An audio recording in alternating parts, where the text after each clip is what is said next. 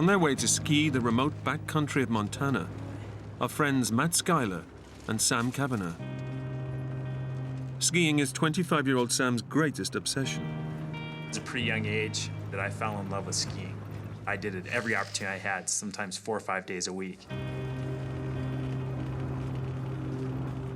When you stand on top of a mountain, it's literally like you can hear the clouds moving by, and you're the only person there. Matt shared that love and passion. That's insane. The forecast was for snow, so not only are we going into a place we love to be, but we're gonna have A+ conditions. It was going to be just perfect. This trip is a rare chance for Sam and Matt to hang out with their 3 greatest friends. Waiting for them at the trailhead is Sam's closest buddy, Blake Morstad. Haven't you finished yet? Blake is a special guy. He is amazingly intelligent, and he is a physical powerhouse. He would give you the shirt off his back. To Matt, Blake is more than a friend. He's also his brother-in-law. The final 2 members of the group are professional mountain guide Jason Thompson and emergency medical technician Chris Mackey. We were all very excited about the skiing, but I think the overwhelming thing was just being excited to just be hanging out with the guys again. I don't want to get stuck up there with you. It's New Year's Eve, and to celebrate, the friends are heading out to ski virgin powder in one of Montana's most isolated areas. It was extremely remote. We couldn't get emails. We couldn't get cell phone contact. But the whole idea of the trip was to go out and get some great powder skiing and have a blast doing it. Their destination? The untouched slopes of the legendary Mount Nemesis.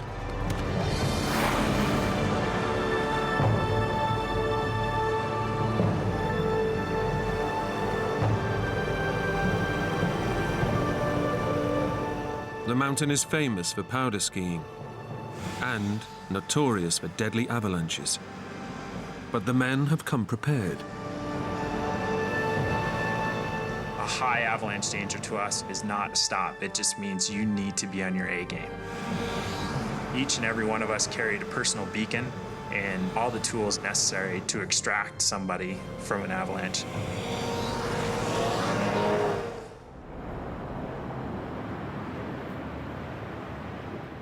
The friends have skied 8 kilometers cross-country to their base camp.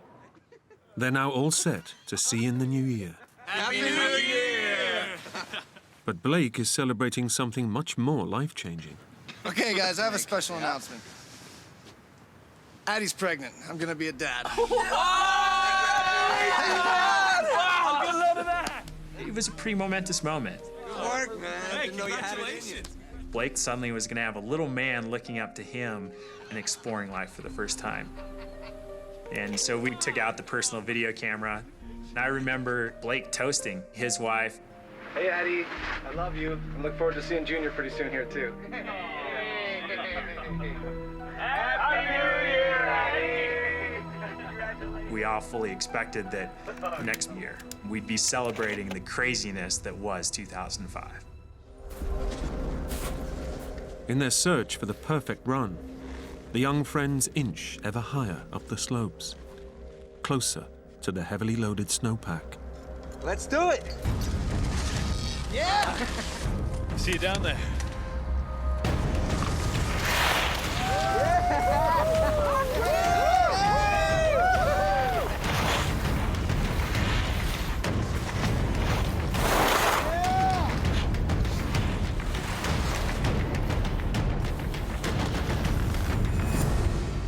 Finally, only Matt and his brother-in-law Blake are left up top. You all right? Go ahead. He skied off.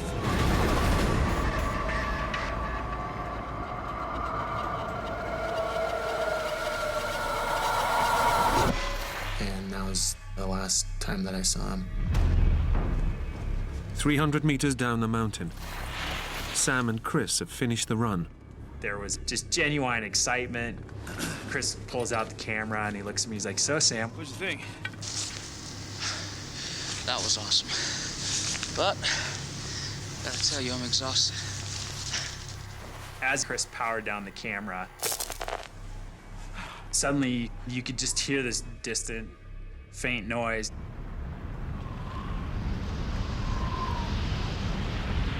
And I heard Jason yelling out, "Avalanche!"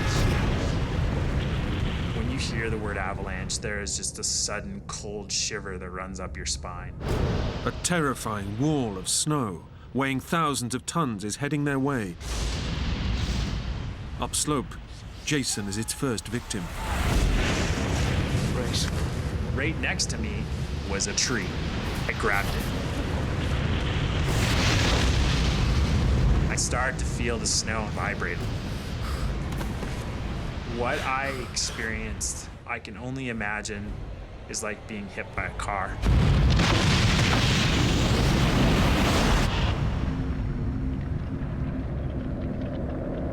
My world, the world that I knew it to be, had completely evaporated. And I was now being subject to something that was not going to spit me out until it was done with me. It's a big impact when a wall of snow hits you at 100 miles an hour. It's like being tossed around like a rag doll. All of a sudden, I was being tossed and turned, not knowing which way was up or down. It was black, it was violent, and I thought, I'm not going to survive. To his horror, Chris Mackey realizes that the avalanche is sweeping him towards a dangerous precipice. I knew that there was a fairly large cliff below me. There was also nothing I could do about it.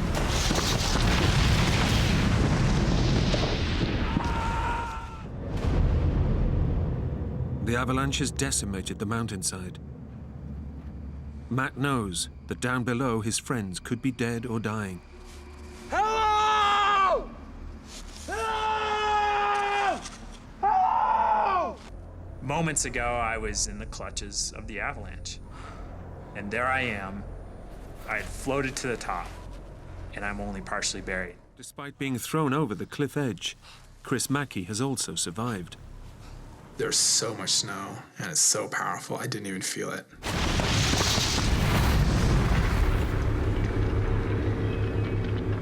There was probably 2 seconds of weightlessness and then just a soft landing. There's a lot of adrenaline, realizing, wow, I'm okay. All of a sudden, I could see the top of the backpack. Over there! Now that Blake has been located, it's critical they get to him and clear an airway, fast, Start from below. before he dies from lack of oxygen. We're trying to get to his head to get him breathing. Using their avalanche shovels, they start to dig. But the snow has become heavily compacted in the slide. It was very frustrating.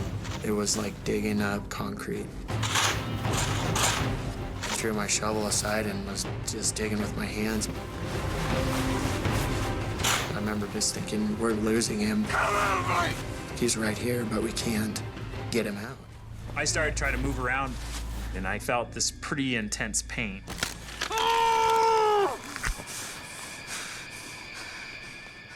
And that's when I finally looked down. My foot was facing 180 degrees behind me. And there was about 4 inches of my tibia bone sticking through my ski pants. I grabbed it, I spun it 180 degrees.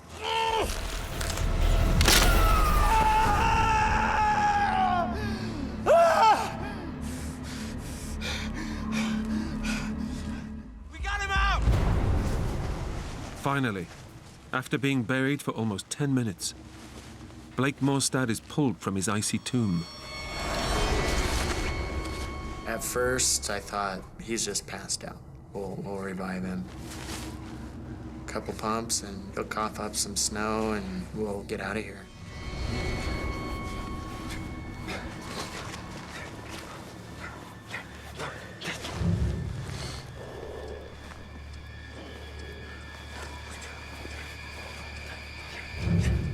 Jason had me pushing on his chest, and he's saying, Harder.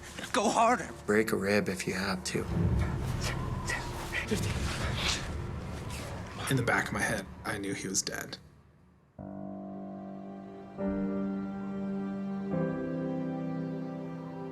But you continue just out of hope.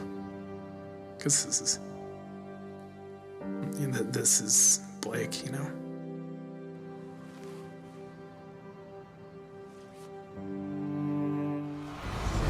I remember him shaking me out of this trance. He's like, Sam?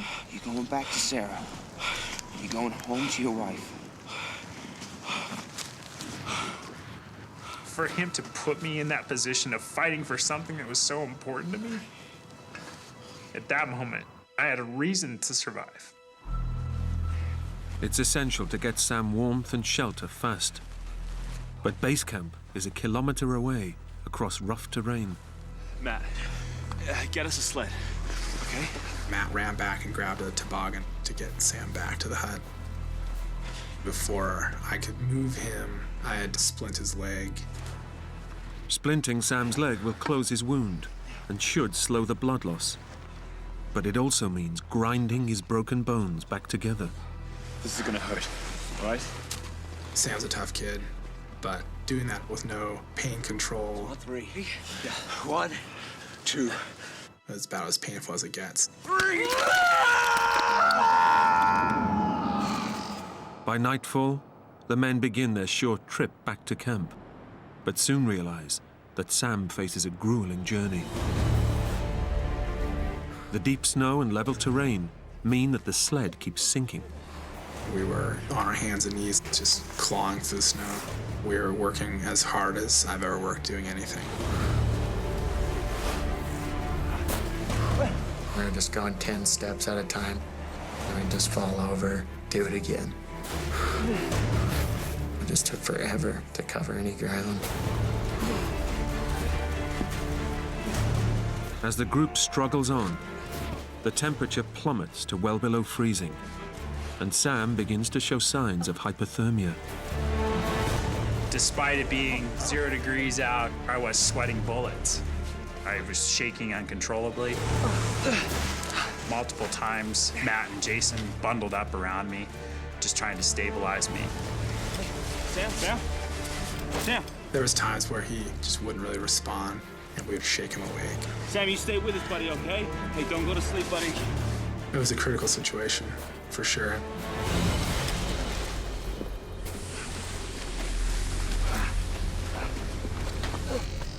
Finally, after 2.5 hours out in the bitter cold, the group gets Sam into the shelter of base camp. Once we got back, there was a sense of relief. Easy, easy. On 3. 1, 2, 3. Okay, easy. Easy. You're up to 7. Yeah, Matt, give me that water. But EMT Chris Mackey knows that the journey may have done untold damage to Sam's shattered leg.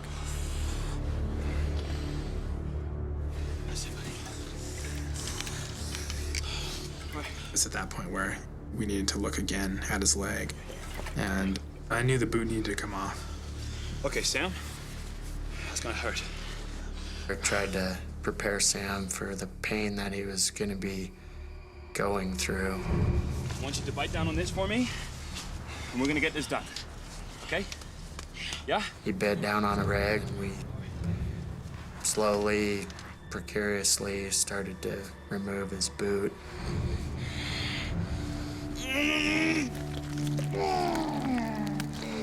Okay, go. Come on. You have to imagine my leg is only currently being held on by the very back muscle. And I remember yelling out, Just rip it off now!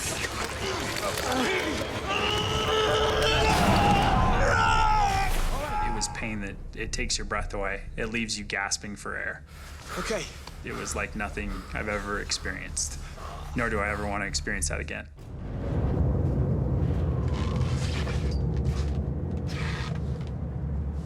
You ready? Hang in there, yeah?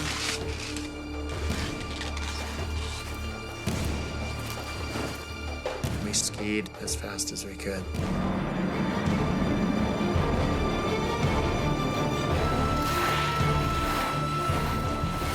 For 4 hours, they ski through dangerous avalanche terrain. Finally, they make it to the base of the mountain, where they left their snowmobiles. From here, they're just an hour's drive from mobile phone contact with the outside world. And the one thing you need to happen is that snow machine starting.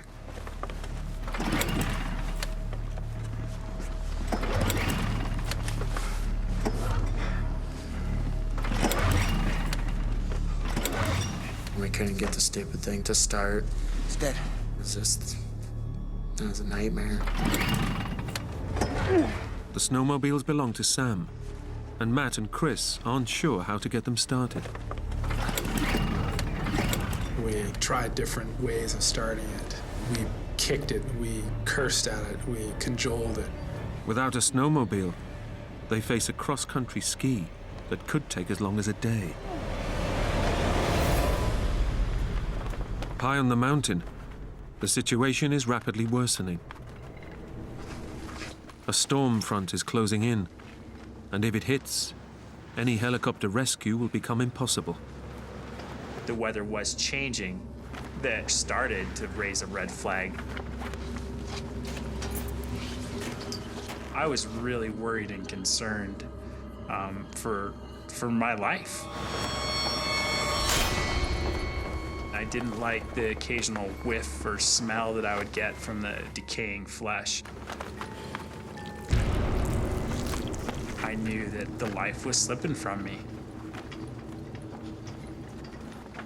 But you have to hope that it's not over. My time wasn't done. I wasn't finished.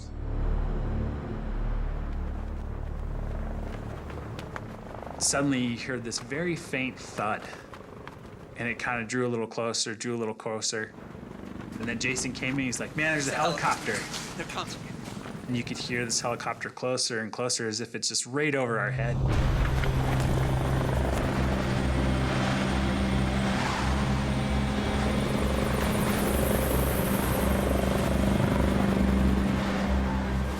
I'm elated. They're coming to rescue us.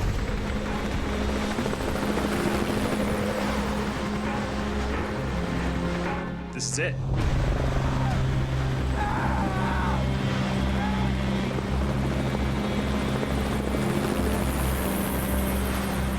Then the helicopter would faint and it would go away. Please! Come back! We didn't know what was going on.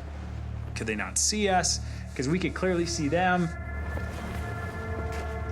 And Jason said, They're coming straight back. I'm sure of it.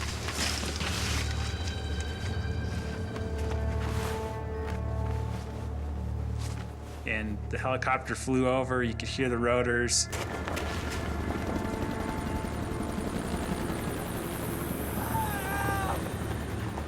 And then they got a little quieter, and they disappeared.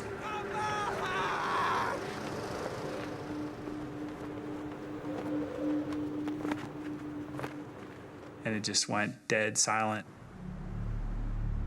30 kilometers away, Chris and Matt have made it back to the safety of their truck, where news of the aborted rescue attempt is filtering through. Search and rescue kept saying, we can't do this, it's not gonna happen.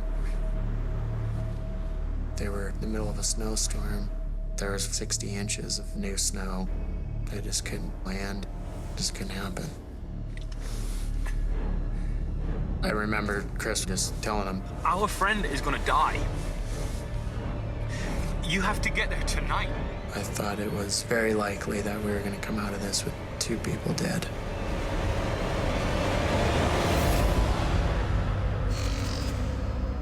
The rescue helicopter can't try again till daybreak, and the mood at camp is desperate. There was anger, but I just had to try to make it to tomorrow. But by now, Sam's leg is starting to decompose. And with no antibiotics to stop the spread of poisonous toxins, his organs are starting to shut down. I needed to go to the bathroom. and I was trying to pee into a plastic juice jug. Jason? And so I talked Jason into letting me sit upright.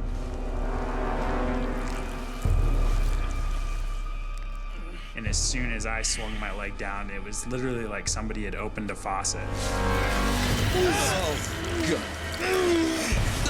And the stench of decaying blood and bacteria-infested flesh was just compounding the fact that this was unsurvivable. I was scared and I was fearful. I had reached my limit.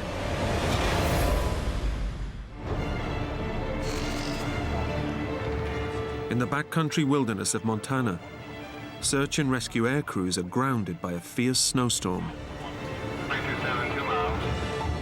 2,000 meters up, Chris Mackey and Matt Schuyler have battled their way back to camp, where 24 hours ago, they left critically injured Sam Kavanagh fighting for his life. When Matt and I arrived, there was a big relief that Sam was still with us.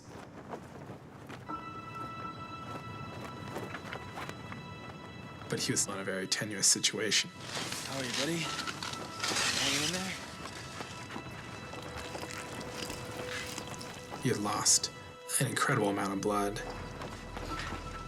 I'm not going to venture how much longer he could have lasted, but we were pushing that limit, I think. I knew that we were racing against time to get him to hospital. It's a desperate dilemma. Any attempt to drag Sam down the mountain would trigger further blood loss and probably kill him. His only hope of survival is an airlift, but rescue helicopters can't land in the deep snow around the camp. Matt, come with me, okay? I remember Chris said, if you want a helicopter to come in here, start stepping on snow and make a helipad. I knew if the helicopter couldn't land, we were taking out a dead body. It's early afternoon, and the storm rages on. But then a glimmer of hope. A medical team have fought their way through the blizzard. They'll try to stabilize Sam until the helicopter can land. To have that level of expertise there was a big relief. They had antibiotics and some pain medication, and medically pretty much took over.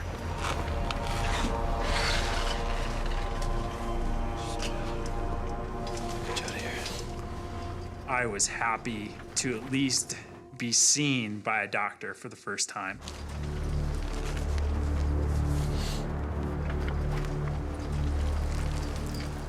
But when he opened up the bandage, he was shocked by the smell, by the infection, by the decomposition of the tissue. By now, the decomposing tissue is so poisonous, Sam's condition has reached critical.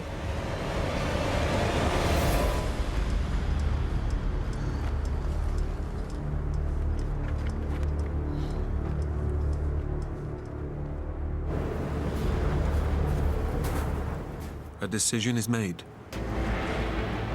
Despite the risk, the friends will have to drag Sam down the mountain. It's a desperate strategy. Okay, Sam, we're gonna drag you out, okay? The whole group collectively began wrapping me in the sleeping bag. At that point, my injury was so bad, the probability of me dying halfway out was pretty high. 1, 2, 3. I think there was a real concern that I may not be able to survive. I don't know, but and it was just like, this is a nightmare. We just couldn't lie there and watch him die. Okay, ready? Let's go. Wait. Suddenly, we got word that the helicopter pilots were going to give it one more try. Chopper's coming back.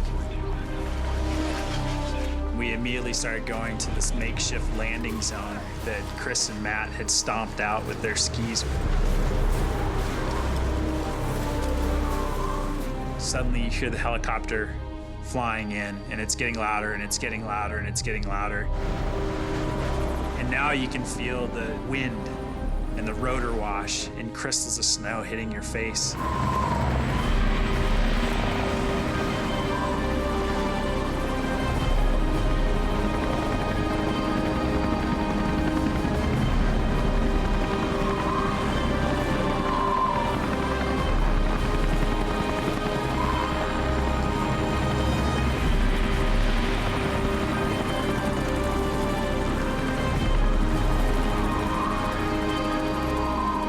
For the first time in 48 hours, I didn't feel pain.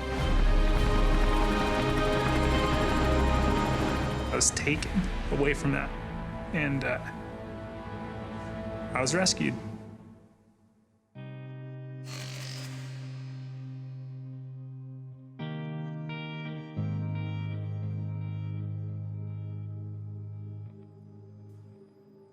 Chris Mackey went on to study medicine, graduating from medical school in 2010. Today he works as a hospital doctor in North Dakota. Matt Schuyler still lives and works in Montana, where he has 3 young children. Jason Thompson continues mountain guiding around the world. Sam Kavanagh was flown to hospital, where following an emergency operation on his shattered leg, doctors forecast a further 3 years of reconstructive surgery. 2 weeks later, Sam opted to have the limb amputated. Today, he works in Montana as a civil engineer and cycles for the US Paralympic team. I've become an exceptional biker. I walk in the mountains. I run around with my daughter and my wife. The whole experience has taught me to live life and to love life. But it's emotional to think of losing Blake. Not just because he was a great guy, it was because he left a part of him in my heart. It's great to know that I've had people in my life have that impact on me, because I know ultimately that makes me a better person.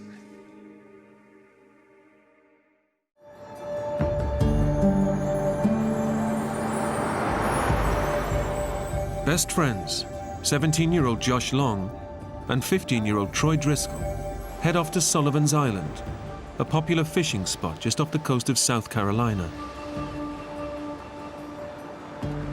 The weather was great. The part of the beach that we put in was actually very calm. Josh has only just finished rebuilding the boat. It has no engines or sail and is completely untried at sea.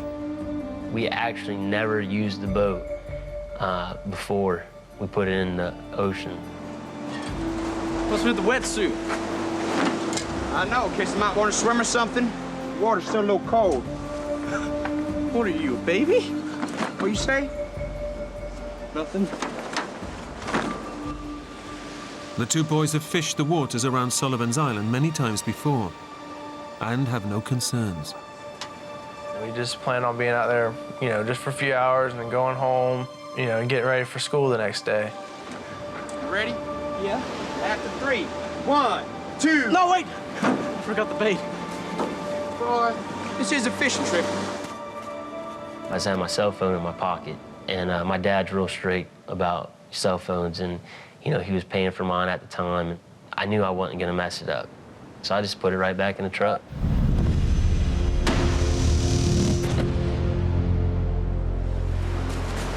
You ready? Yeah. 1, 2, 3, boom!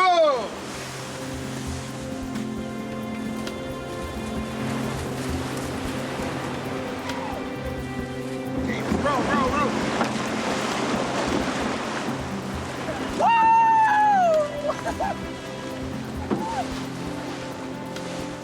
We kind of got an idea of, hey, let's go paddle between those sandbars over there. Sharks and fish probably get in the gullies because it's 2 sandbars. And everything seemed good. We were making good leeway. He was paddling on the front and I was paddling on the back. I was having fun. I was bouncing up and down. Wow, man! Whitewater style. But in their excitement to go fishing, the boys don't check the Coast Guard warnings.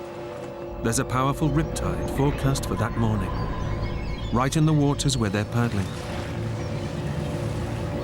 And we were almost to the sandbar when we just got hit by the current. Hey, we're drifting. I figured it was a joke, you know. So I was enjoying the moment. I was, hey, this is fun, you know. We don't have no control. You know, hey, this is great. Wow, man! But, you know, Josh then grew real serious real quick. No! What's the matter? Car, we need to get out of here. Go, man, go. I knew we were in a current, and then I realized that, you know, we were actually going backwards. So, you know, I tried paddling harder. And the harder we paddle and the more energy we burn, it seemed like we weren't getting nowhere. The boys are fully caught in the riptide, and it's dragging them away from shore and out to the open ocean. When I realized how far we went in such short a time, I was like, this thing is really powerful. Whoa, keep going! Still going out! Right, stop. Stop here. Yeah. Well, we threw the anchor out, trying to get it to hook onto something, you know.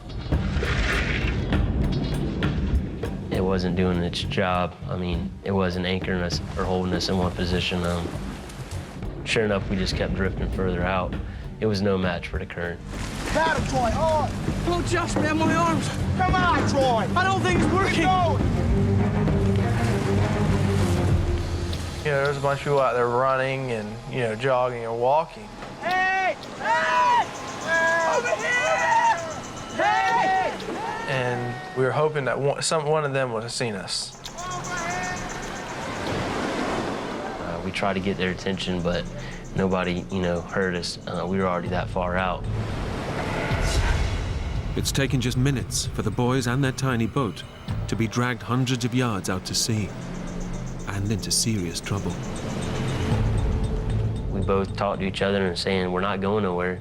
This isn't helping. We got to do something different. We got to come up with a different plan.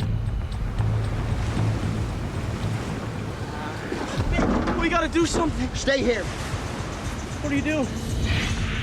So I put the top of my wetsuit on, I put my fins on, and I started swimming.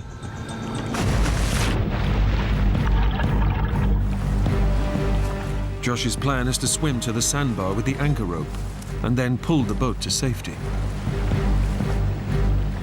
In a panic, Troy also tries to swim for the sandbar, but straight away feels the force of the current. John! I was almost there, and then I look back and see Troy struggling. Feels like something's trying to just pull me under. You know, I just feel all my energy being sucked out of my body.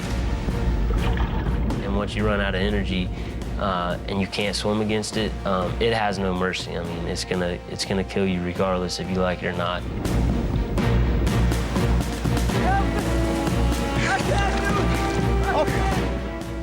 I just told Josh I can't do it. I went under again!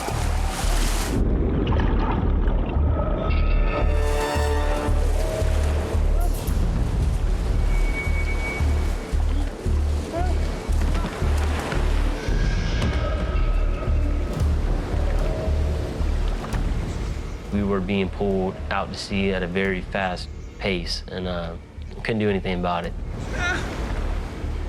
Just 20 minutes after setting off on an innocent fishing trip, the two schoolboys' day out is going badly wrong as they're dragged out into the Atlantic Ocean. Alone in a tiny boat, they have no water, food, or mobile phones. And their ordeal has only just begun. Come on, man. Give me my new rod. Right as I got the full rigged up and I stood up to cast it, a wave hit the side of the boat and knocked me over, and I knocked over my brand new fishing pole in the water. No, my new pole! No! He lost his brand new pole, and that really ticked him off a lot, and he pretty much lost it. Stupid fishing trip!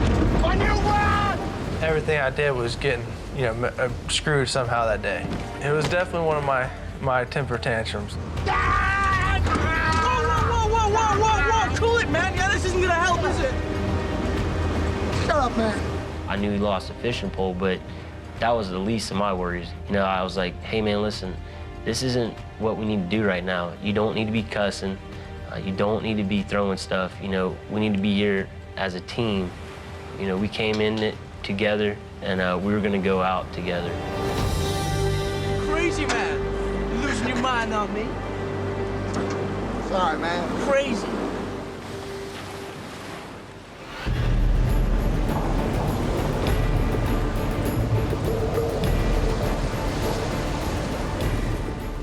Out on the ocean, the two boys are still drifting in their tiny boat. Alone, they face their first night out at sea, in the middle of a storm. The first night, I barely slept. We were very, very cold.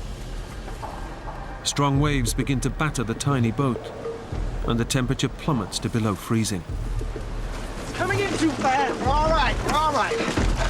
When a wave would come, it would pull that side of the boat down, and water would come over. Yeah. Come on. It felt like ice hitting you. All in all, we were, freezing to death. John, keep moving. Keep moving, okay? Couldn't feel our hands. We were shivering.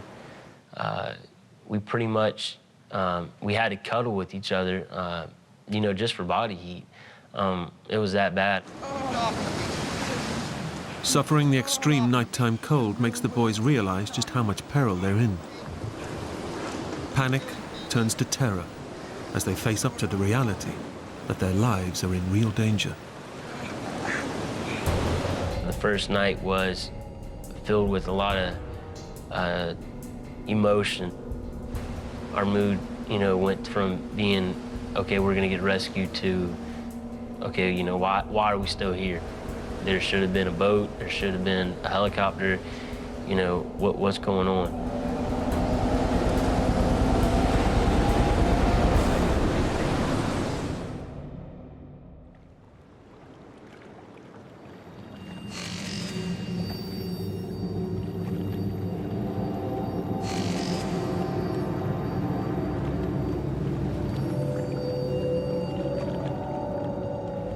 When we looked out that morning, there was nothing. We realized that we were, so far off that we were gonna, the land was now out of the option. I did a 360 as I twisted around and saw nothing but waves and ocean, and there's nowhere to go.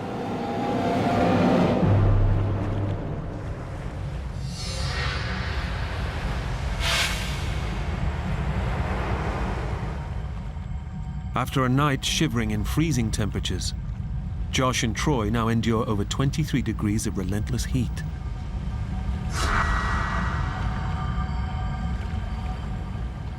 We had no shade.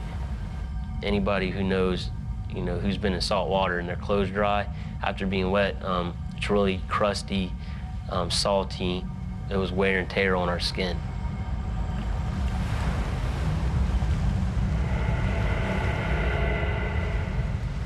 Every so often, I would get in the water. Just basically cool off in the water.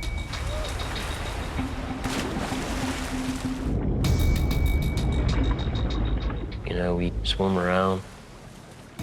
It got our mind off of the situation.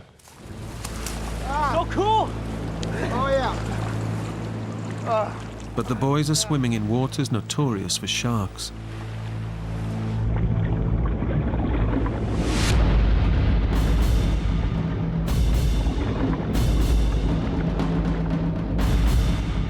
All of of a sudden we look down and there's a shark that raced up and hit the boat. The boys realize their predicament with seconds to spare.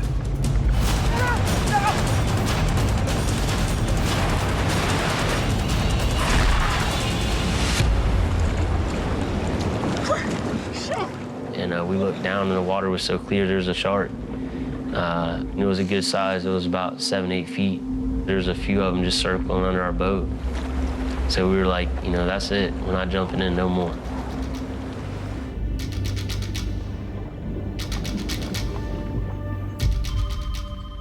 Back on shore, Josh's father receives dramatic news from the Coast Guard. Hello? Hi. We got a call, I believe it was around 10:30, telling me they had found Joshua's car. Well, where was it? Sullivan's Island, but... And then my heart immediately dropped. I knew they were on the ocean, my worst fear. Right, yeah, I'll meet you there. Okay. The Coast Guard has been searching for the boys' truck and has found it right on the ocean's edge. I drove right past them. We need the key, sir. Sure, sir. They opened up the glove box, they found both their cell phones and their wallets. Knowing where the boys entered the water, the Coast Guard is now able to mount a full-scale search. A church down the street had opened their doors, and they allowed us to come into their recreation center, and we pretty much started to congregate there. The press started to show up. All of their friends started to show up. People from around the community. I mean, it was literally hundreds of people started to show up at this church. Now, we have people on land. We have boats in the water. How do you know they're actually in this area? Sir, let me show you. Okay, what we've done is we've taken our computer models and we calculate that the boat could not have gone any further than here. I was concerned, but I was very confident that that day we would find them.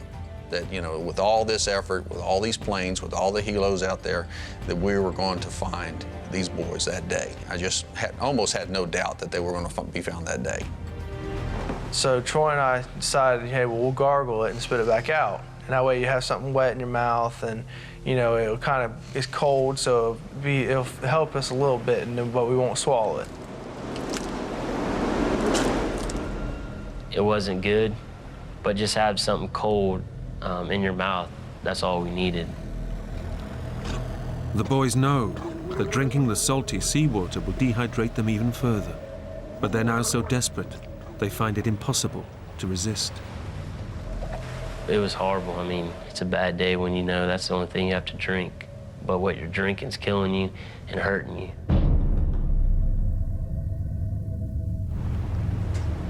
Weakened by dehydration, the boys are also suffering extremes of weather.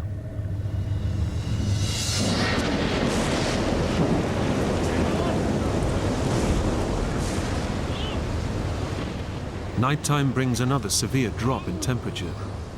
And with no protection against the biting cold, the boys have only each other's body heat to keep themselves warm. We got to stay up. We got to keep ourselves dry. Let's cuddle. Let's talk to each other. Let's communicate. Let's make sure we're okay. Stay with me.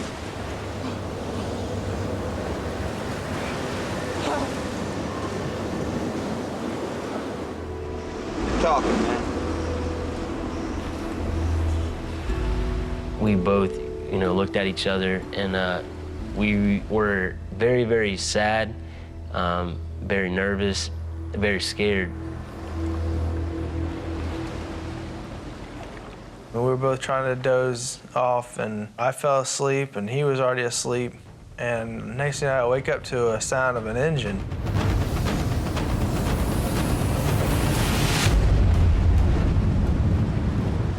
The boys have been woken by a huge cargo ship heading directly towards them. Troy, wake up! I've never been close to something that big.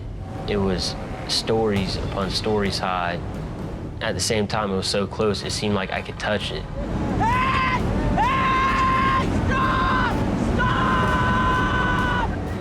Just as the boys had given up all hope of being rescued, it seems help has finally arrived. But the enormous ship doesn't stop and is now about to run over them. Come on! Hold on!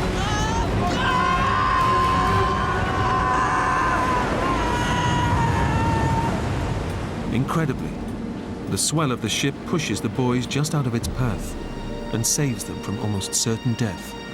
Come back! Come back!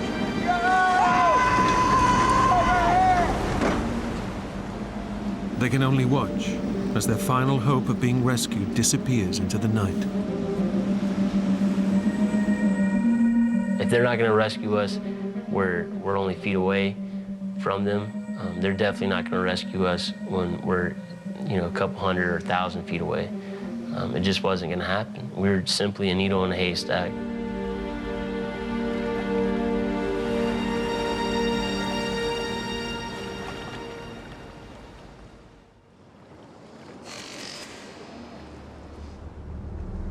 The boys have now been out at sea for over 5 days, and with no food or water, are in the most extreme stage of dehydration.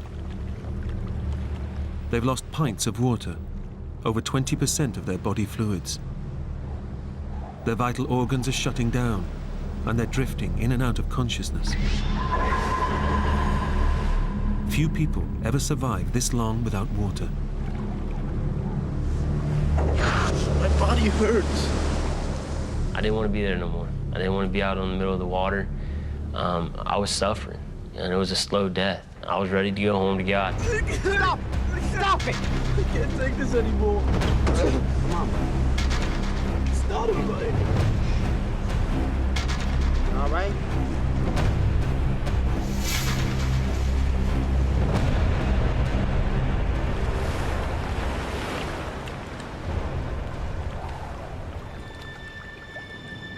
Even though Josh tries to stay strong for his younger friend, he's also battling his own demons.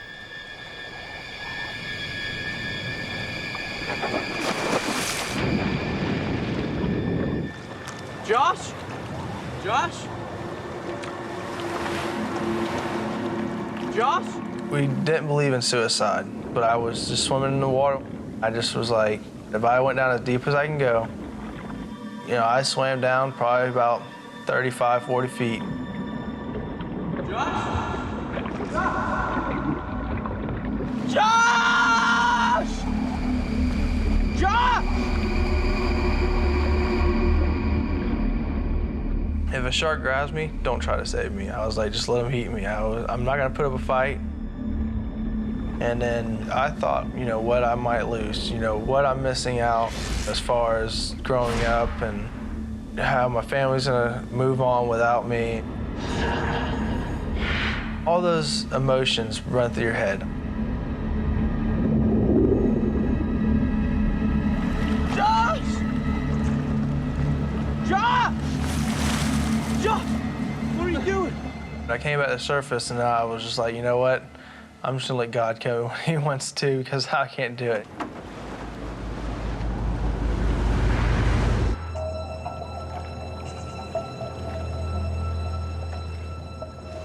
When we get back, I get to work on my truck.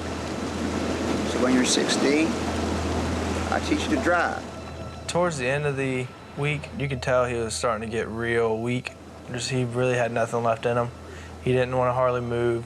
Basically, I keep trying to wake him up because I thought, I really didn't want him to die. Trot.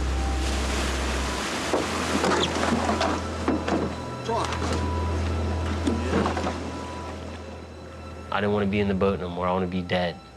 I just simply asked Josh to kill me. You kill me, will you? Stab me, put an end to this. You're talking crazy talk. I'm done. I can't. Sure. I can't do it, man, never. Troy asked me if I would stab him. And I just told him that there's no way I could do that. Because if Troy had died, I wouldn't be able to come home, even if they did find us. Because I couldn't go home and tell his parents that I let their baby boy die. Come on. Troy has now completely lost the will to live. His best friend won't kill him, so he tries one last desperate attempt to put an end to the ordeal.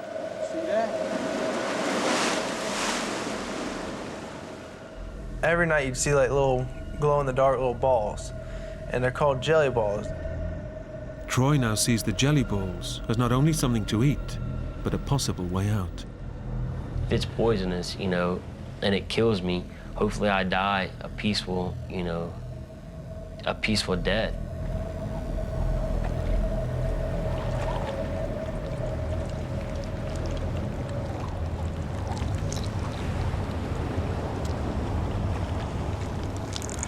I wasn't just gonna eat a little bit and get real sick and suffer even more. I was gonna eat a lot, and if they were poisonous, you know, I was gonna go out on the first hit.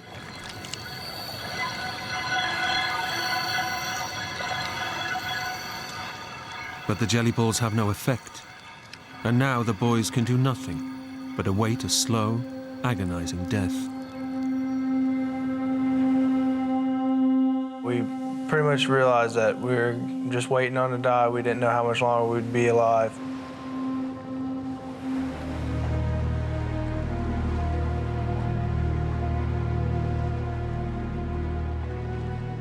The two schoolboys are staring into the abyss. They'd given up on life and can do no more than await death's final call. Josh, I hear something. Well, as me and Josh laid in the boat, I heard the roar of a boat again. It's getting louder. Looks like it is you. What? It's getting closer.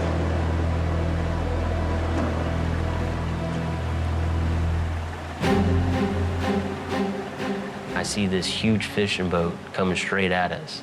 So at that time, I, you know, jerked Josh. I was like, you gotta get up. Josh. Help us! Hey! Help me! Help us! Please! Help us! I was crying, but at the same time, it was like I wasn't crying because I had nothing to cry. I was just screaming, hey, please help us. Please, we need help. Over here! Help! Come on! Over here, please! The two boys are just a speck in the ocean. But unlike the boats on previous days, this time they've been spotted.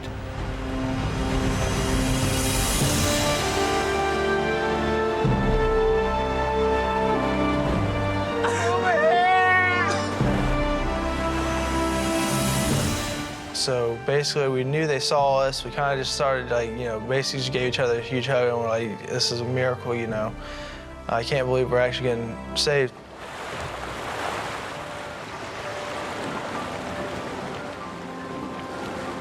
Come on, guys!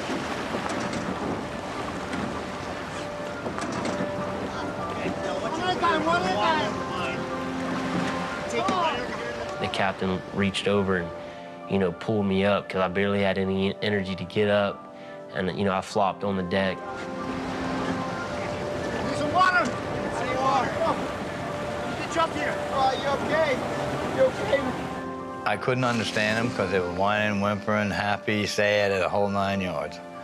But one of the first things that Troy said to me, he asked me if I believe in God. And I said, well, yeah, I guess I do now. Because miracles happen. Some water with you. Thank you, man. Thank you. Got you. You're safe now. You're safe. You are so lucky. Yeah. Better now, huh?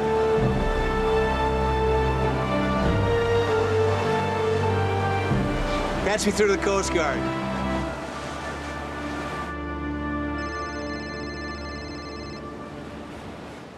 I chose what I thought was the easiest canyon, given the description. This one's yours? Yes, man.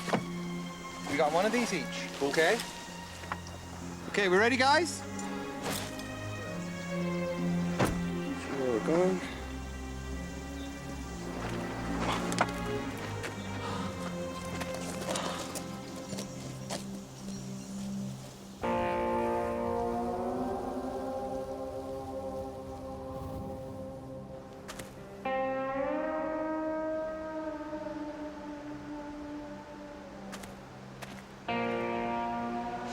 See what I mean? But the beautiful scenery is the last thing on Jason's mind. Where's Jay? Jay! Come on, Jay, move your butt. You want to go back to the car? No, it's okay. I'm coming. Okay. Come on, man up. I wasn't feeling that great. I was just really sick, not feeling well at all. And they were saying, you can go back to the car if you'd like. It'll only be a few hours. Jason kept saying, I'm okay, I'm all right. So we kept going. You know, I think in the back of my mind, I was hoping that Jason would say, I can't do this, let's turn around and go back. And there were two things going on in my mind at that time. I'm not a quitter, so I didn't want to give up on it. And then the other thing was, what am I going to do for 2 to 4 hours? You know, I didn't really want to sit in a vehicle for that long. The adventure kicks off with an adrenaline-charged challenge. They'll have to abseil down an 8-meter cliff face to the start of the canyon system.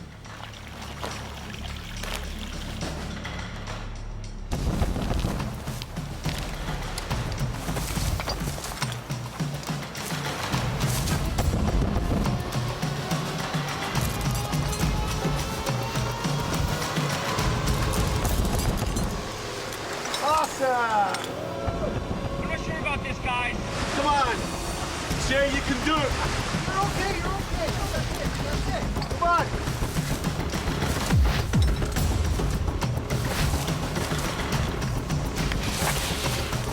Yeah! Well done, big man. You did it. That was cool.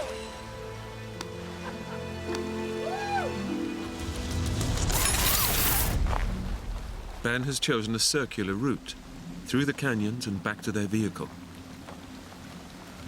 There's no way they could climb back up the way they came. It was probably a 25-foot drop.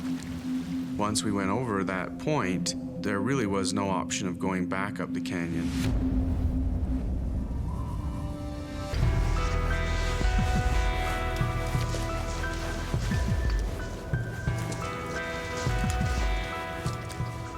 The canyon is so narrow, it's not long before they have to leave the safety of solid ground. Now they use a technique called stemming. You put your knees up against one wall and your backside up against the next, and you kind of shimmy your way until you can get to another spot.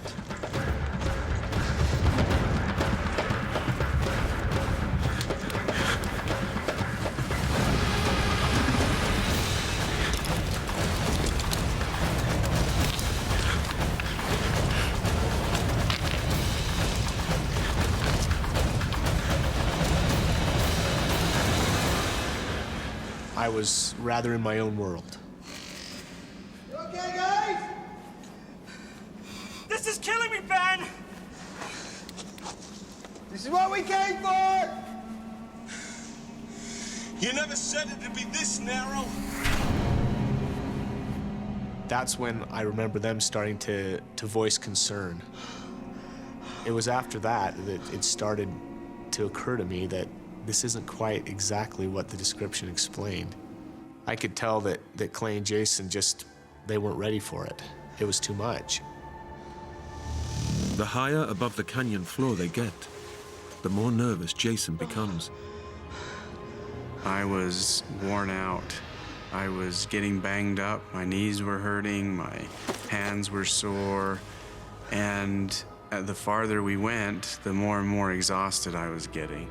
The canyon now bears no resemblance to the description. Ben accepts, for the first time, that he's made a massive navigational mistake. I would just have this wave of guilt come over me, like, oh, what have I done? Instead of the planned beginner's route, Ben has led them into the toughest grade canyon, with no experience and little equipment. Ben, this is madness. I'd planned the trip. This was my doing. And I was feeling an urgency to get out now. The pleasure of the canyon was gone. What now, Ben? Ben doesn't want to scare his friends. He decides they should press on. I'm gonna climb out. If I could just climb to the top of the canyon, just to the lip, I can drop a rope down to them. I will come back down and I'll help us get out, and then we'll walk out on top of the plateau. Are you crazy? No, I think I can do it. I couldn't have lived with myself if we didn't all get out. Jay! It's okay, buddy, I got it. I'm gonna climb out. I'm gonna set up a rope. I'm gonna get you out, okay? Ben felt a lot of pressure to get us out. A part of me thought, should I talk him out of it? But a part of me thought, no, I trust Ben. I can do it. When it came to this sort of thing, Ben was the man. I mean, he had done this before.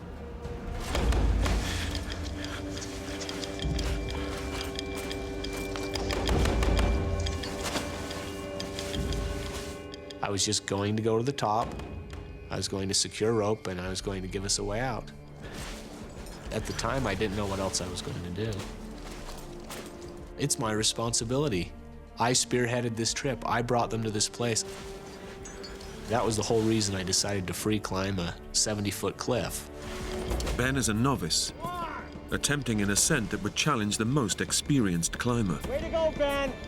But he's powered by a potent cocktail of guilt, adrenaline, and sheer determination.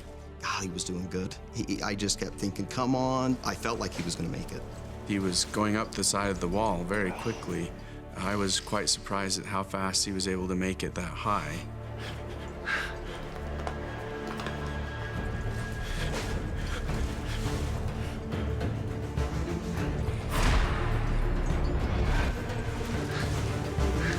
With no safety rope to break a fall, he risks his life with every move he makes.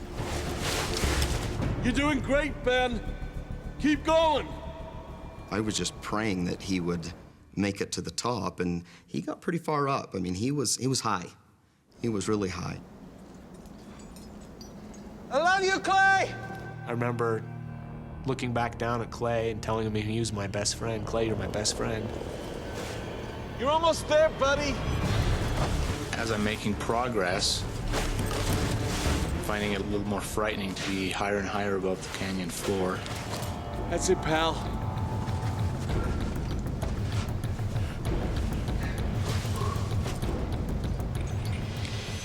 He almost got to the top, and I was just really hoping that he'd make it.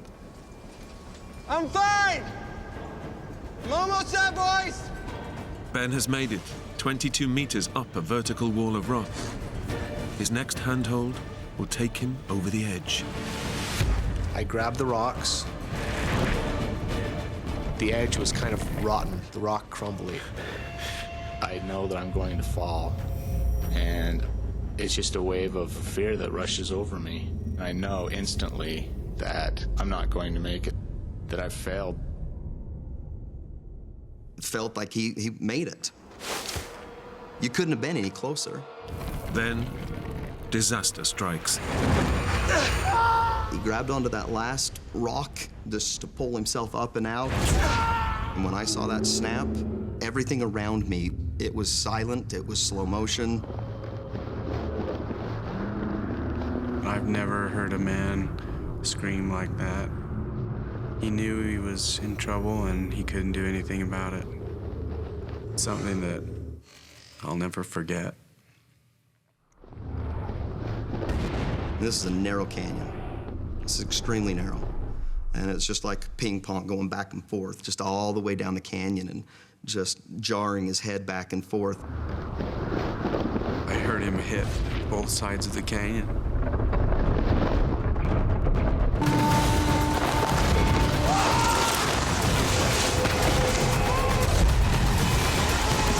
Then a large thud when he hit the bottom of the canyon.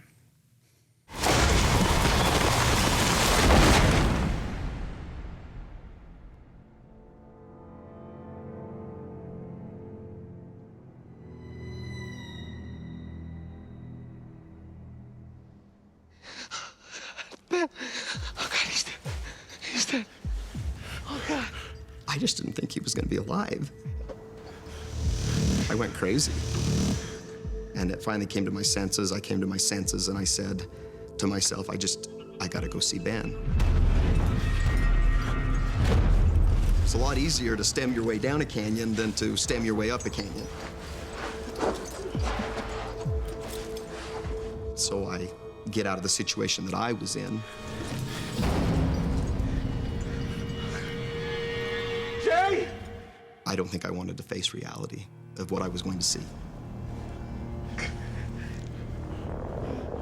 Faced with the sight of his stricken friend, Clay slips into shock. He started screaming out that he was dead, and he just kept screaming it over and over again. And I couldn't accept that. Jason has to escape the narrow crevice that's trapping him and help his friend. And I think just the adrenaline rush and the fear of my friend being dead gave me enough strength to start to climb again. I switched into something else, a survival mode. It was like I had to get out of there no matter what. I fought and fought. I remember I was screaming, clawing, just doing everything I could, and I was just inching forward an inch at a time, but I was moving, and so I didn't care, and I just kept fighting.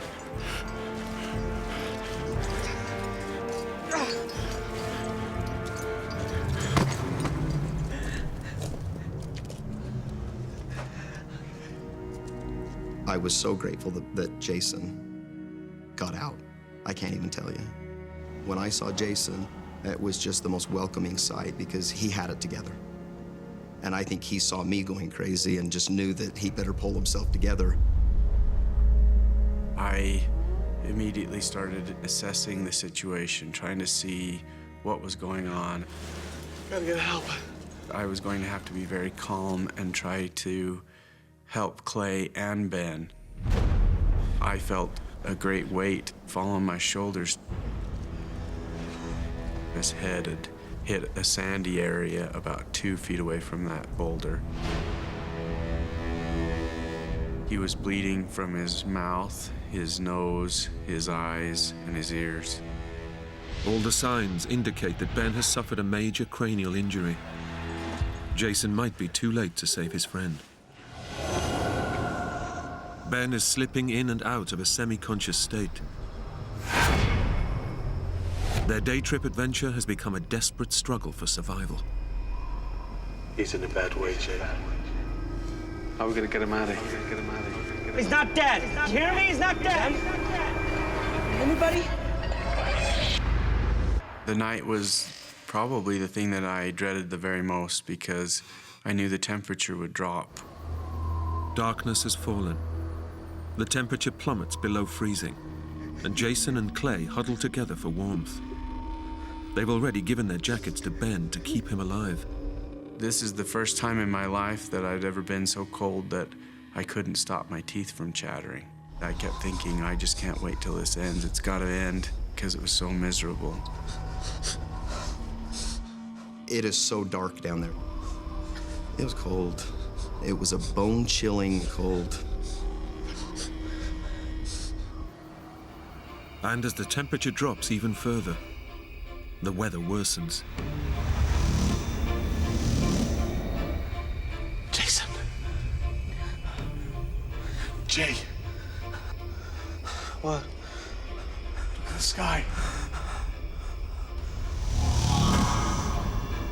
So that was one of my fears throughout the entire hike.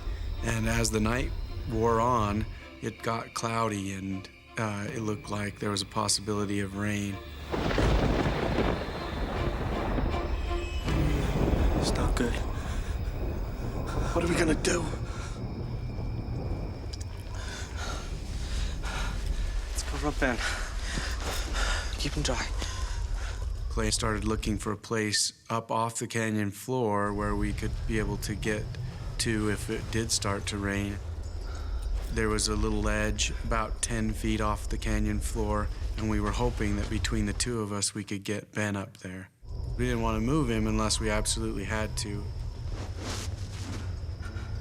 Clay, it's getting worse. The best we can do, right next to Ben. keep him warm. Just hope to God it doesn't rain. He didn't talk to us at all. His guts were hurting him. He was still bleeding. We prayed all night that no rain. We can't do that. We cannot do the rain. If you get a rainstorm, it doesn't take much rain for a flood to come, barreling through those slot canyons. If there's a sudden downpour, the dry, sandy canyon would soon become a raging torrent. The prospect of a slow, lingering death would be transformed in an instant into a swift and violent drowning.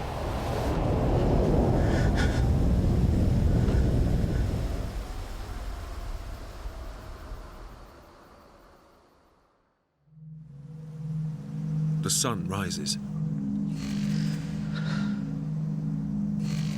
The hours of freezing darkness have taken their toll on both body and mind.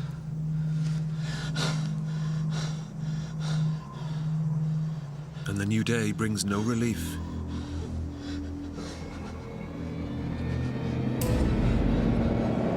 As Jason stirs from his half-sleep, he makes a shocking discovery.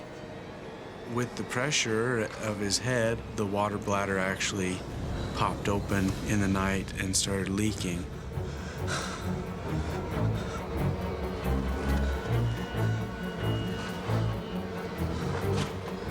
All the water's gone, man. When we first assessed what we had, I thought we could last for at least 3 to 4 days. But then after we lost all that water in the night, I didn't really know how long we could last. It was almost completely gone. There was just a couple of swallows left in the bag.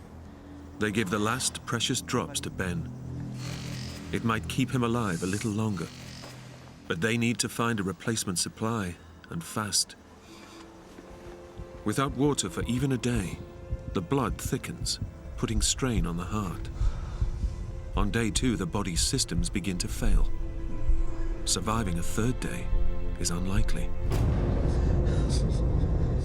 They urgently need help, but trapped 22 meters below the surface, any rescue will have to come from above.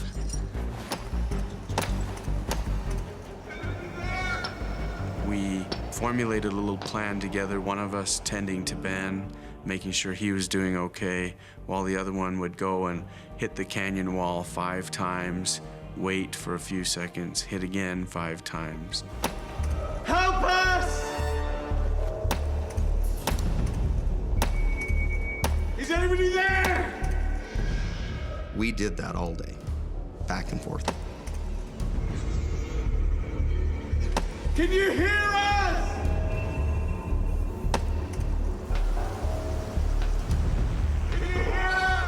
Sound travels a long ways, and if we were pounding on the wall with the hammer, that was a good way for people to hear us.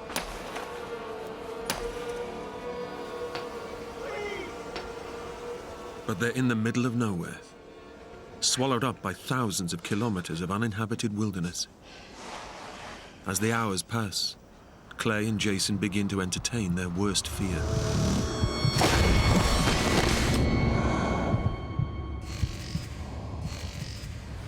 Unless help comes soon, their friend might never recover.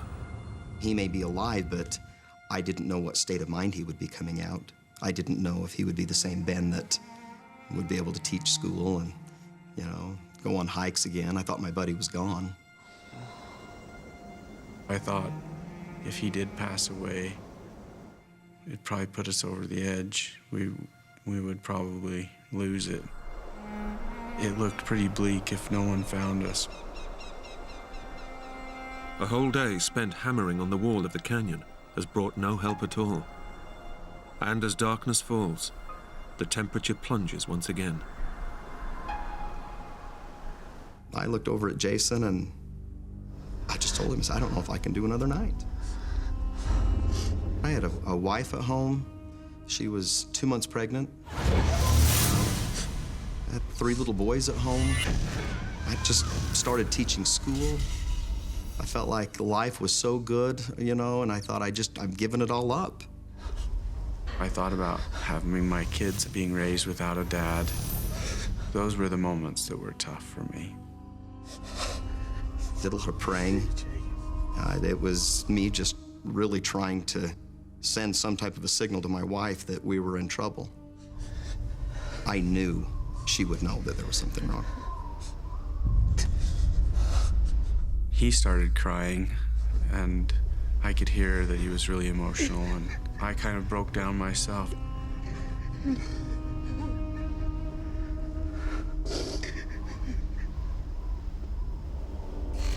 Their lives are nearing their end.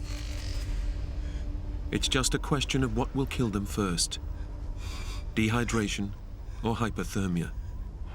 And Ben will be the first to die. I couldn't even imagine staying down there any longer, going through another night. It was the coldest I've ever been in my life down there. We all three felt responsible for each other, and it would have been really hard to live with the fact that one of us didn't make it out. Rescue is unlikely. They haven't left any details of their planned route with their wives. The only way out is the same freefall climb that has left Ben clinging to life. If Clay or I had tried to climb out, I think either we wouldn't have been able to get very far just due to our lack of energy, or we would have fallen and that we would fall to our death. There's no way out. The canyon has become their tomb.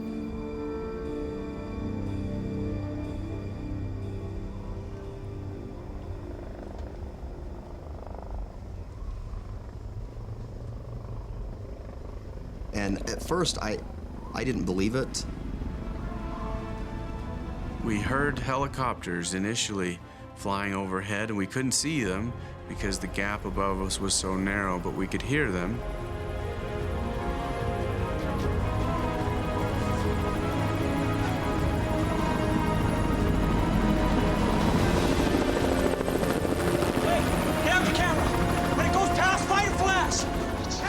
We had a camera, and we thought that they might actually see the flash. The helicopters approached our area. It's a miracle. Someone is looking for them. Jason and I were both just screaming and trying to get someone's attention.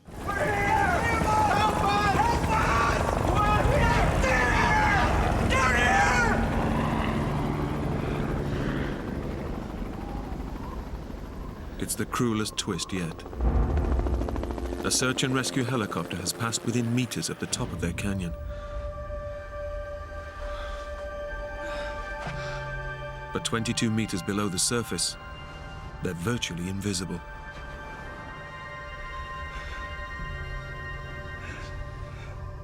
I'm back. We were so desperate because we thought they can't see us down here. When those helicopters went away, I just dropped to my knees.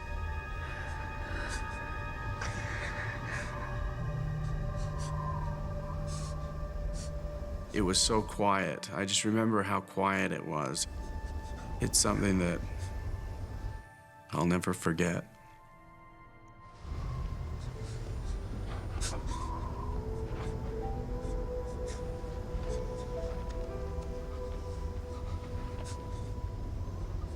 We were desperate.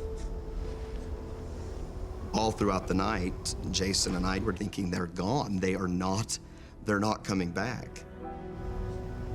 And just wondering if Ben really would make it another night.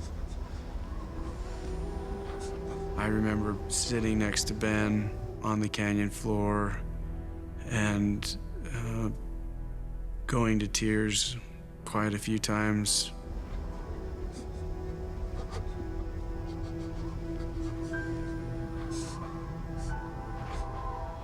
I thought my buddy was gone.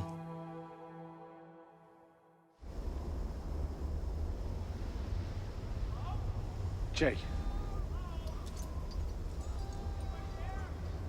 Do you hear that? It was all just so unreal when we heard voices. There's someone up there. A ground search and rescue team had heard their cries as the helicopter flew past. Moments later, the chopper returned to winch them to safety.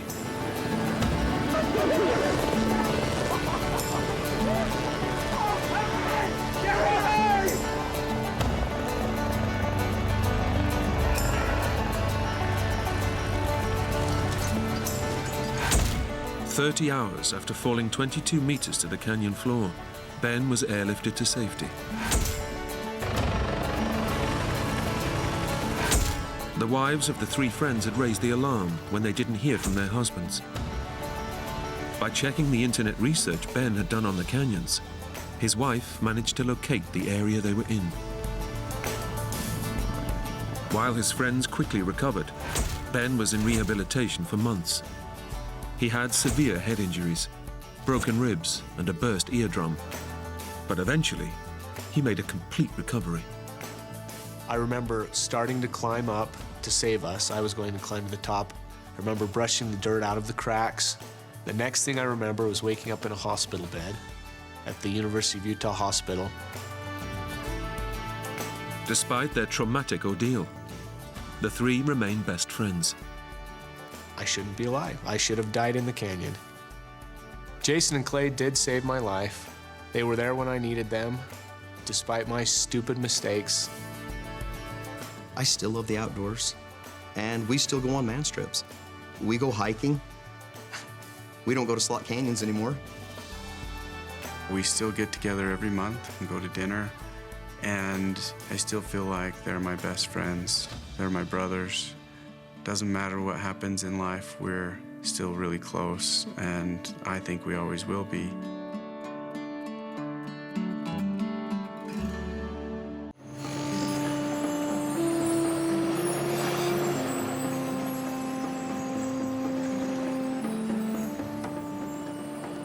The men are based on a tour ship anchored off Guardian Angel Island, 20 miles from the Mexican coast.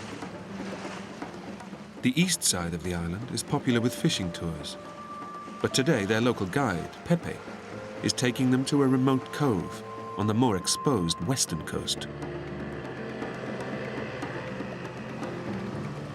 It's quiet, it's desolate, you're all alone. Here she comes, come on. It's like fishing nowhere else in the world.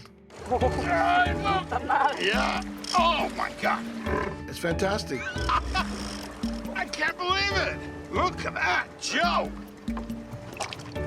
Try another lure. Get out of here. You think I don't know what I'm doing? Well, how many have you caught today? Nothing.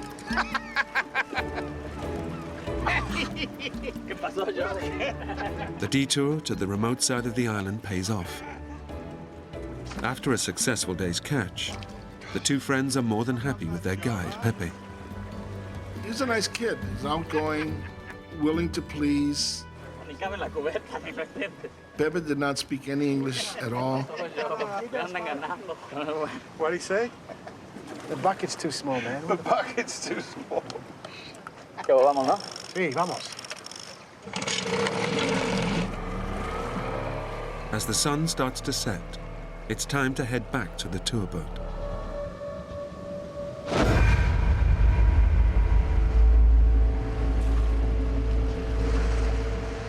But after an hour motoring south along the island's coastline, there's still no sign of the tour boat. And Pepe has more immediate concerns. Joe. Ya no hay gasolina. ¿Cómo cae la poca gasolina? He tells us, I think I'm running out of gas. What's up? No fuel is what's up. Oh, it just gets better. It was a bad situation. It was dangerous. They have just minutes before the engine cuts out. And without power, Joe knows they can't steer the boat and could easily be swept out to sea by the currents. I said, let's beach this while you have power. Vamos a la playa. ¿Qué playa? Pura roca, no puedo para allá. Their only hope is to make it to land.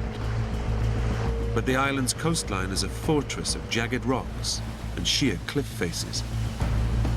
He said, there's no beaches. This whole island is rocks. They know they have no option but to try to reach the shore. Between the current and the sharks, I'd rather take my chances on land than out in the water. Vamos, no me quiero estrellar, no puedo estrellar. Vamos por ella. A la playa, vamos.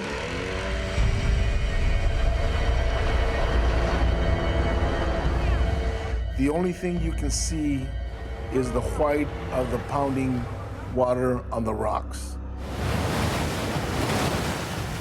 We were scared. Their only way to reach land is to power the boat directly into the raging surf. But just as it seems they'll make it safely,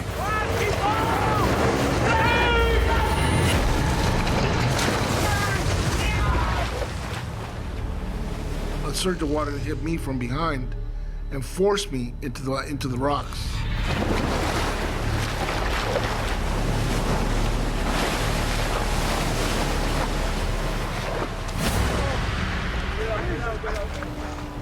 the men make it to shore.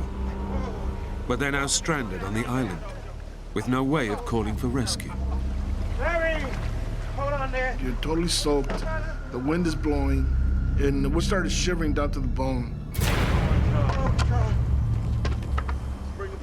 The men search for driftwood and build a fire, using up their last few drops of fuel to get it going.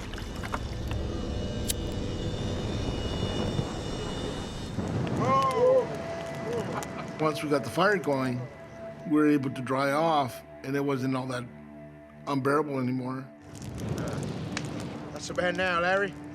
We knew it should have been an easy thing for the big boat to pick us up the next morning. It's calls for a beer. The men resign themselves to a night out in the open, believing their stay on the island will be a short one. Boat will pick us up in the morning. We out.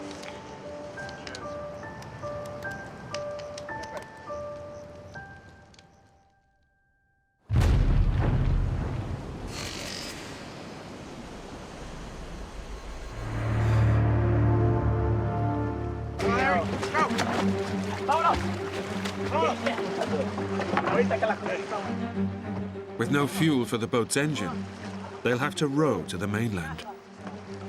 But it's a 20-mile journey across open seas.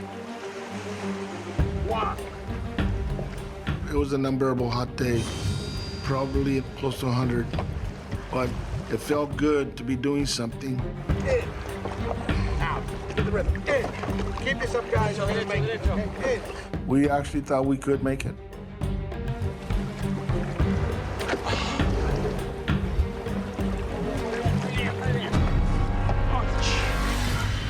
For 2 punishing hours, the men row in the intense heat, their hands torn by the rough driftwood paddles.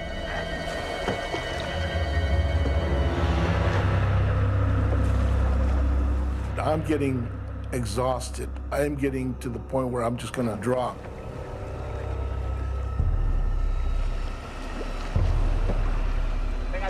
As the sun dips towards the horizon, the men's stubborn determination finally pays off.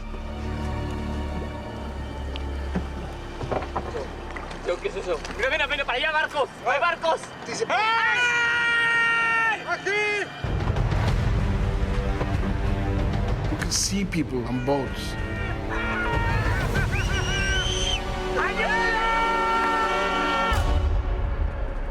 They didn't hear us. They didn't hear us. They didn't look. They didn't do anything. They can't see us. Joe, keep paddling. The men push on, hoping to close the distance to the shore.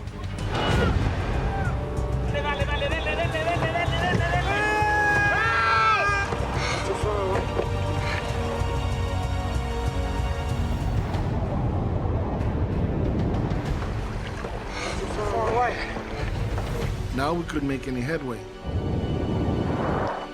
The tide has turned, and it's pulling them backwards. Come on, Joe, come on!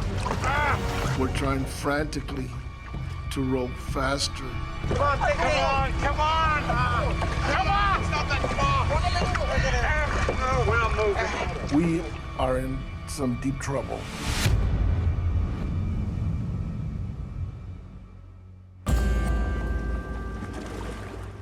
As night falls, the men give in to their exhaustion. But as they sleep, they're being dragged back ever closer towards the rocky shores of the island. Joe, Larry, despierten! Nos vamos contra la roca. Joe, wake up! The rocks! Stop panic, buddy! Come on now! Come on! The current was gonna take us wherever it wanted. We're gonna crash, and we're gonna crash hard.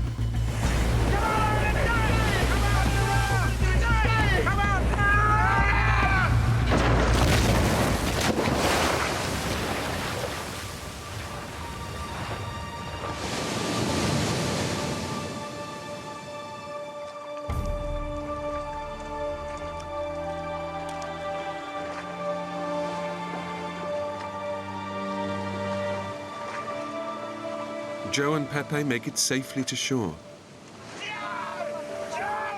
But Lorenzo is thrown violently onto the rocks, severely spraining both of his ankles. The three men's attempt to escape the island has failed, and their boat is now completely wrecked.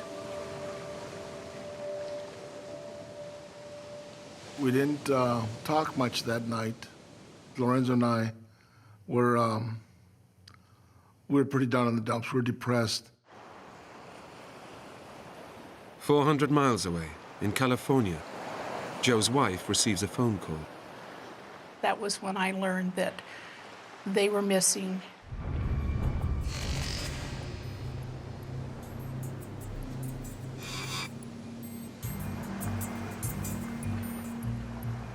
After 2 days of waiting for rescue, the men must take their survival into their own hands and hike to the northern tip, where tourist boats will be moored. But it's a daunting journey. This island's 20 by 40 miles. It's uninhabited. There's nobody there. Pepe told us that there probably is commercial fishermen or the tail end of the tourist boats at the northern end of the island. And if we get there, we will be picked up. But the men have no idea how far down the coast they are. And they could face a 40-mile hike along the entire length of the island. The coast, as I saw, was the only logical choice. Nobody is going to go inland to look for us.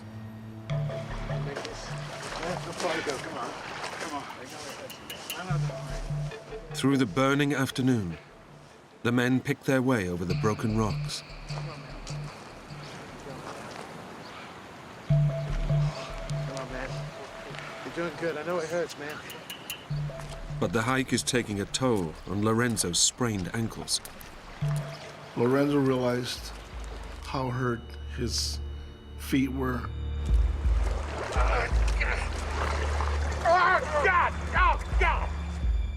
But we couldn't stop. We had to keep going.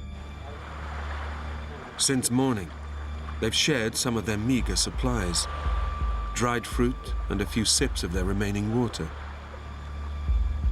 The lack of food is causing Joe's blood sugar level to plummet, bringing on the first symptoms of diabetes. Clumsiness, trembling, and a feeling of extreme weakness. I'm tired, I'm hungry, I'm thirsty. Come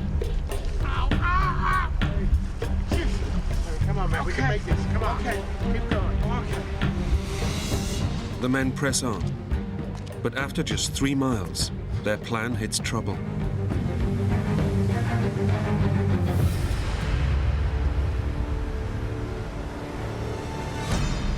Their route north has come to a dead end.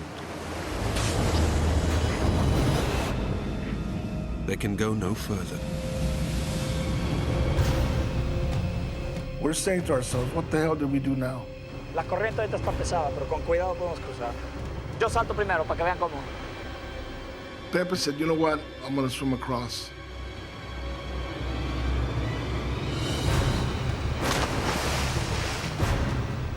Between the current and the rocks, I didn't think he had much of a chance to make it.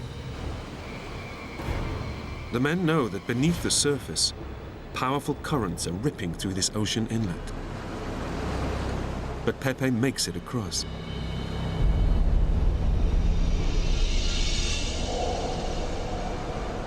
Wish me luck, buddy.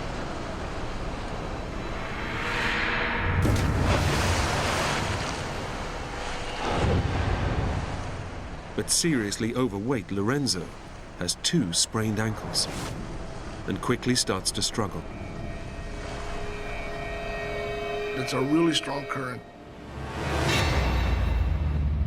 The water surge got him and started taking him under.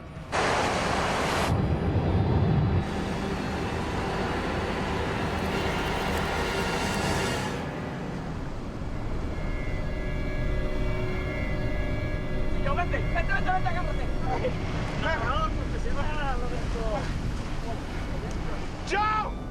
I did it! No! Now it's Joe's turn. I know I'm not a strong swimmer. Joe, jump! But he's paralyzed with fear. Joey! The hell with it. I'm not doing this. After a day's hiking, with little food, Joe's blood sugar level is crashing, bringing on extreme confusion. Come on, Joe! Stay here! Joe! I just said, you guys go ahead, go on. I'm just gonna die here. I can't do it! Joe! What's the matter with you? It was terrifying because I was afraid of getting pounded on the rocks.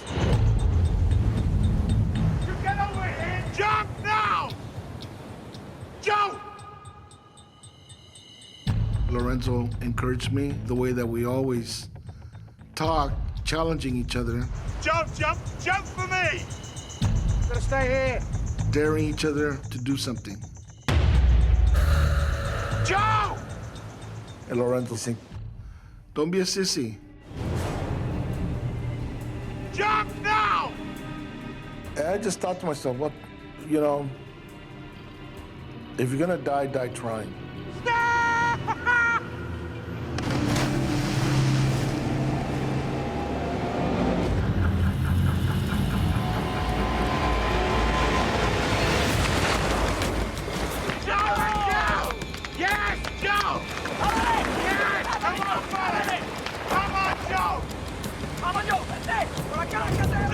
Come on, buddy. Joe! I was a sissy for nothing.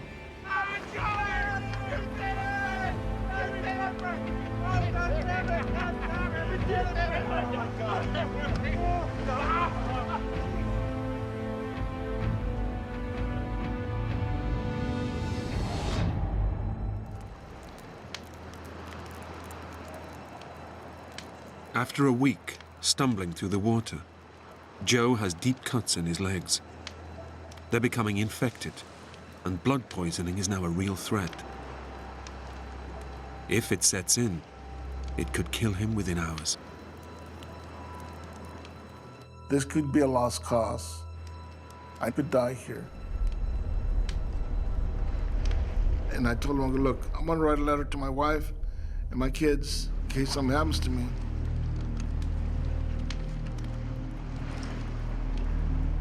I love you all. Don't blame anybody of what happened to me. I put myself in the situation and I died here, but it's just something that happened. Joe asks Lorenzo if he too wants to write a message to his loved ones. Hey, Larry.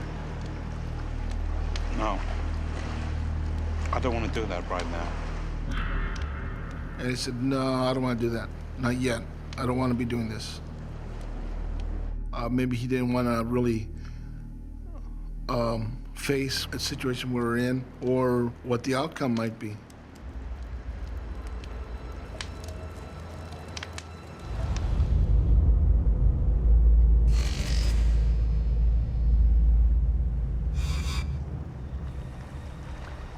The men struggle on northwards.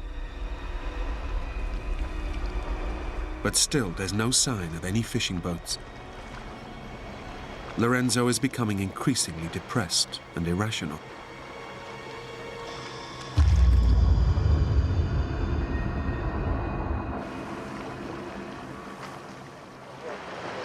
Stop.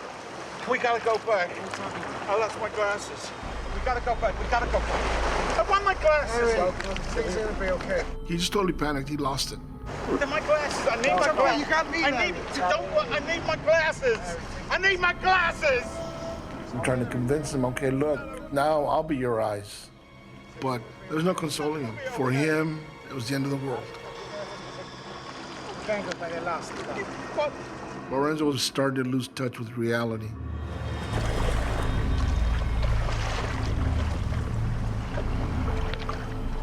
Joe, let's switch. Lorenzo asked me if he could be on back of the raft. He wanted to trade places. I want to go behind for a while, okay? Delirious with dehydration, Joe takes up his friend's offer of a ride, without realizing how desperate Lorenzo's condition has become.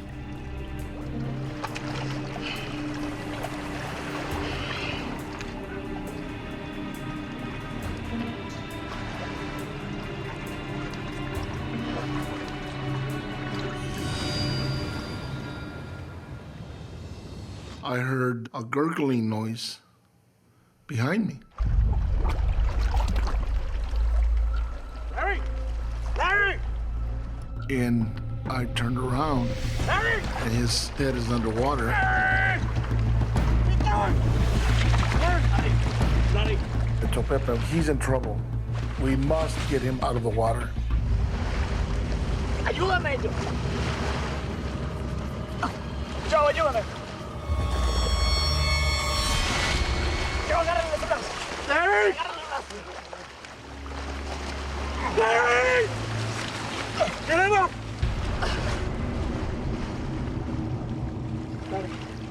Larry! I'm talking to him, and there's no response. Larry! Larry! The look on his face it wasn't right. Larry! I start checking for a pulse. I checked his neck, his wrist. It was just nothing.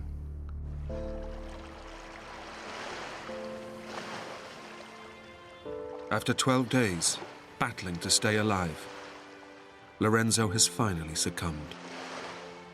I told Pepe he's dead. He passed away.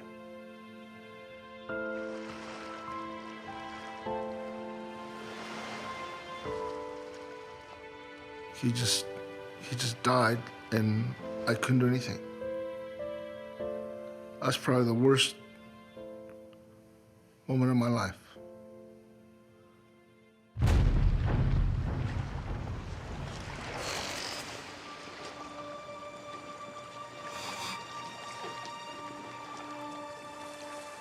Joe decides to leave his best friend's body on the beach, in full view of the ocean and any passing boat.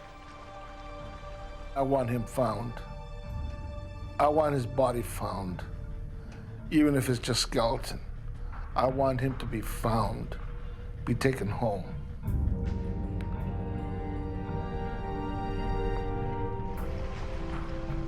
I'm gonna come back for you. I said my goodbyes to him, and I told him that I have to leave. It broke my heart.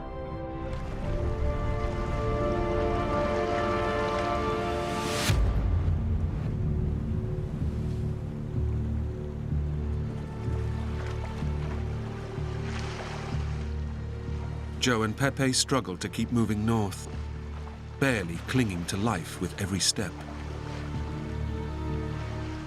We were living moment by moment. It was no longer, can I do the 10 more feet? It was right now, can I take another step?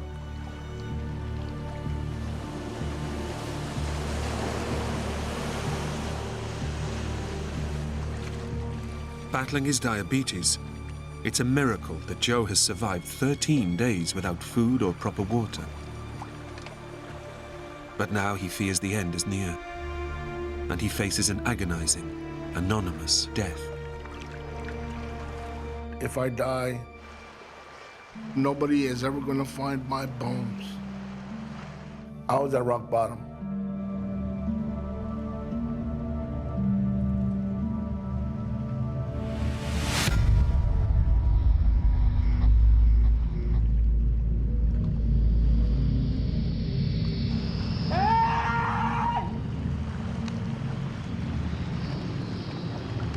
Joe, es un barco. Pepe turns around and yells at me, "Did you see that boat?" He was very excited.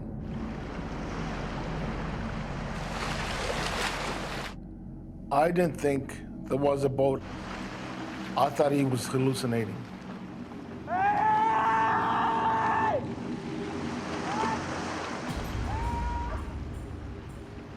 All of a sudden, I'm alone.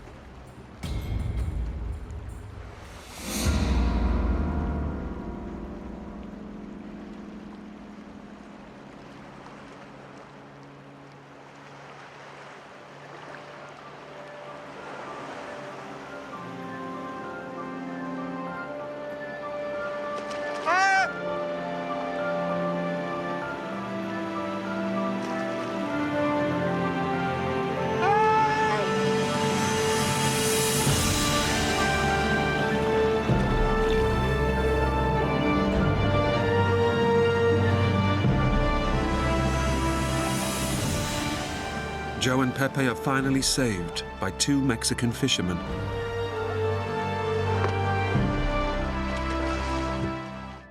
It was exhilarating to see this boat. Thank God this is over. I was relieved, like a big burden had been lifted off my shoulder. That afternoon, Joe's wife, Margaret, gets a call from her son. He says, they found Dad. He walked out this morning. The fisherman picked him up. He's okay. I mean, I was elated, but at the same time, I just knew that there was more wrong. He told me that Lorenzo has passed away. And I says, oh my God. Seeing my wife, my son, my daughter, all of them, it was great. I just felt bad that Lorenzo wasn't there to share it.